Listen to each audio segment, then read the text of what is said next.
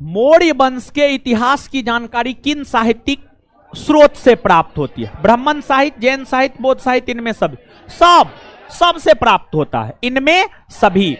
तो मौर्य वंश के विषय में जानकारी ब्राह्मण साहित्य से प्राप्त होता है, बौद्ध साहित्य, जैन साहित्य, आंसर इनमें क्लियर। अर्थशास्त्र के रचयिता कौटिल्य, मुद्रा राक्षस, विशाख, कथासरित सागर, सोम, बृहद कथा मंजरी, क्षेमेंद्र, महाभाष्य, आंसर क्या होगा? बी होगा। तो एक सेकेंड में फिर याद कर लेते हैं, ठीक है। और देखिए इतिहास में जैसे मिसलेनियस में दिवस से प्रश्न आता ही आता है, इतिहास में साहित्य से प्रश्न आता ही आता है, और ये साहित्य है इसलिए हम रिवीजन करवा रहे हैं, ठीक है। आप हो सकता है भूल भी गए होंगे, ठीक है, क्योंकि भूलने में तो आप लोग घुसखारे हैं। अर्थशास्त्र के रचयिता, अर्थशास्त्र, मुद्रा राक्षस, कथासरित सागर, बृहद कथा मंजरी, महाभाष्य।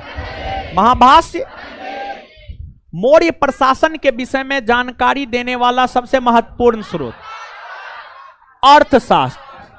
अर्थशास्त्र कौन? मौर्य काल के इतिहास की जानकारी देने वालों में प्रमुख जैन ग्रंथ परिशिष्ट पर्वन किसकी रचना? परिशिष्ट पर्वन हेमचंद्र की रचना है। किसकी रचना है? हेमचंद्र। मालवा, गुजरात एवं महाराष्ट्र को निम्नलिखित में से किस शासक ने पहली बार जीता? पढ़ा रहे थे तो बताए थे, एकदम बताए। चंद्रगुप्त मौर्य होगा? हाँ होगा। इंडिका किसकी रचना? मेगास्थनी। इंडिका किसकी रचना है? मेगास्थनी। निम्नलिखित में से किस यूनानी विद्वान ने चंद्रगुप्त मौर्य को सेंड्रोकोटस का? जस्टिन ने चंद्रगुप्त मौर्य को सेंड्रोकोटस और प्लूटार्क ने एंड्रोकोटस। जस्टिन ने सेंड्रोकोटस। तो आंसर क्या हो जाएगा? जस्टिन ना।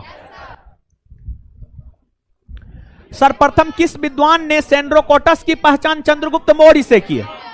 सेंड्रोकोटस की पहचान चंद्रगुप्त मौर्य से विलियम जॉन्स ने किया है। किसने किया है? तो किस विद्वान ने सेंड्रोकोटस की पहचान चंद्रगुप्त मौर्य से किया है? William Jones.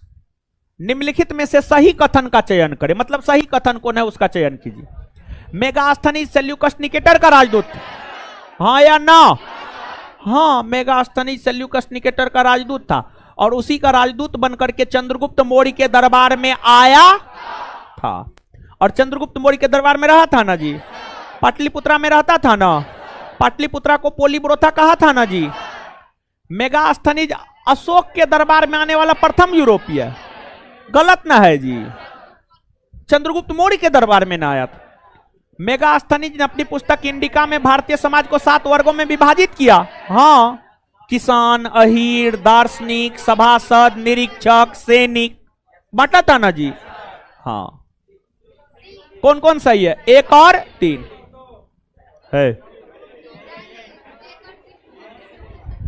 नशा करते हैं का जी? नशा करते हैं ना, तब पौवा मार के आए है।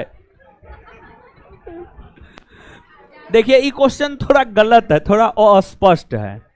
यहां पे होगा, जो किताब से उठाए हैं, दृष्टि क्विक बुक से ये क्वेश्चन उठाए हैं, अशोक के कितने अभिलेख अभी तक प्राप्त हुए हैं? कुल न, अशोक के कुल शब्द को काट दीजिएगा। अशोक के कितने अभिलेख अभी तक प्राप्त हुए हैं? अशोक के अभी तक 40 से अधिक अभिलेख प्राप्त हुए। 40 से अधिक। यहां पर भी थोड़ा सुधार लीजिएगा, 40 से अधिक लिखिए, वहां पर कुल को काट दीजिए और यहां पर 40 से अधिक लीजिए। ये सुधार कीजिएगा, थोड़ा सा सुधार कीजिए। सब लोग नोट नहीं लिए हैं, नया पढ़ रहे हैं। चलिए, तो अशोक के कितने अभिलेख अभी तक प्राप्त हुए? 40 से अधिक। निम्नलिखित में से किस एक देश से अशोक का कोई अभिलेख या शिलालेख प्राप्त नहीं हुआ?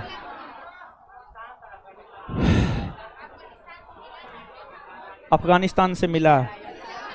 श्रीलंका, श्रीलंका से नहीं मिला है। तो किस एक देश से अशोक का कोई अभिलेख या शिलालेख प्राप्त नहीं हुआ? आए कहां से? श्रीलंका। मौर्य वंश के इतिहास की जानकारी का महत्वपूर्ण स्रोत, मौर्य वंश के इतिहास के विषय में जानकारी का सबसे महत्वपूर्ण स्रोत है अशोक के अभिलेख। क्या है? अशोक के, मौर्य वंश के इतिहास के जानकारी का महत्वपूर्ण स्रोत क्या है? अशोक के, अशोक के अभिलेख। मेगास्थनीज ने भारतीय समाज को कितनी श्रेणियों में बांटा? 7। कितना में? मेगास्थनीज ने भारतीय समाज को कितनी श्रेणियों में बांटा? कितनी श्रेणियों में? 7। मौर्य साम्राज्य की स्थापना किस शताब्दी में हुई थी? 322-23 ईस्वी पूर्व, 4वीं शताब्दी ईस्वी पूर्व, 4वीं शताब्दी ईस्वी पूर्व। मौर्य साम्राज्य की स्थापना किस शताब्दी में हुई है? 4वीं शताब्दी ईस्वी, 4वीं शताब्दी ईस्वी पूर्व। मौर्य साम्राज्य की स्थापना किस शताब्दी में हुई है? 4वीं शताब्दी ईस्वी। मौर्य वंश के संस्थापक कौन थे? चंद्रगुप्त। मौर्य वंश के संस्थापक चंद्रगुप्त मौर्य। निम्न में से किस वंश के शासक घनानंद को पराजित कर चंद्रगुप्त मौर्य ने मगध में मौर्य वंश की स्थापना की? घनानंद कौन वंश का था? देखिए क्वेश्चन कुछ भी है, क्वेश्चन का मतलब यह है कि चंद्रगुप्त मौर्य ने जो घनानंद को पराजित करके मगध में मौर्य वंश की स्थापना किया, वह घनानंद कौन वंश का था? तो नंद वंश का था ना जी, नंद वंश। आंसर क्या हो जाएगा? नंद वंश। मौर्य साम्राज्य की राजधानी कहां थी? पाटलिपुत्र, पाटलिपुत्र।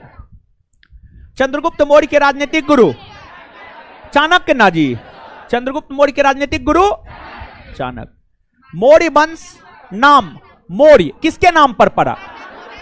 देखिए चंद्रगुप्त मौर्य की माता का नाम मूड़ा था जी, और मूड़ा का ही अर्थ क्या होता? मोर। क्या होता है? मोर। तो चंद्रगुप्त मौर्य की माता जो मूड़ा थी, मूड़ा का अर्थ जो मोर होता है, उसी के नाम पर चंद्रगुप्त मौर्य द्वारा स्थापित राजवंश का नाम मौर्य वंश पड़ा है। क्या पड़ा है? मौर्य वंश। अर्थात इस प्रश्न का उत्तर क्या हो जाएगा? बी। बी होगा ना जी। मूड़ा, रा सब आकर जोड़ दीजिए, मूड़ा।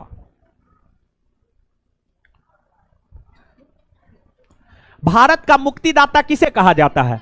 भारत का मुक्तिदाता कहा जाता है चंद्रगुप्त मौर्य को, चंद्रगुप्त मौर्य को। अब यहां पर सुनिए हीरो साहब, देखिए भारत का मुक्तिदाता चंद्रगुप्त मौर्य को क्यों कहा जाता है, यह समझने वाला बात है और काफी अच्छा क्वेश्चन है। अभी तो हम आपको बता रहे हैं तो आप बोल दे रहे हैं, लेकिन बाद में अगर यही प्रश्न आएगा ना तो आप सही नहीं कर पाइएगा। तो भारत का मुक्तिदाता चंद्रगुप्त मौर्य को कहा जाता है। प्रश्न यह है कि क्यों कहा जाता है। देखिए चंद्रगुप्त मौर्य जब मौर्य वंश की स्थापना मगध में किया, तो मौर्यों की स्थापना से पहले मगध में कौन वंश का शासन था? नंद वंश। और नंद वंश के शासक जब घनानंद हुआ करते थे, तो घनानंद के समय ही सिकंदर ने भारत पर आक्रमण किया। क्या किया सिकंदर ने? भारत पर। और सिकंदर ने भारत पर आक्रमण कर भारत के उत्तरी पश्चिमी भाग को जीता। भारत के कौन भाग को जीता? भारत के उत्तरी पश्चिमी भाग। तो भारत का उत्तरी पश्चिमी भाग सिकंदर के अधीन था। सिकंदर के मृत्यु होने के बाद भी सिकंदर के सेनापति के अधीन भारत का उत्तरी पश्चिमी भाग रहा। भारत का उत्तरी पश्चिमी भाग सिकंदर के सेनापति के अधीन रहा, सिकंदर के सेनापति के अधीन रहा। लेकिन जब चंद्रगुप्त मौर्य शासक बने, तो चंद्रगुप्त मौर्य ने भारत के उन तमाम क्षेत्रों को जीतकर अपने साम्राज्य में मिलाया जो सिकंदर के भी अधीन था। जो सिकंदर के अधीन था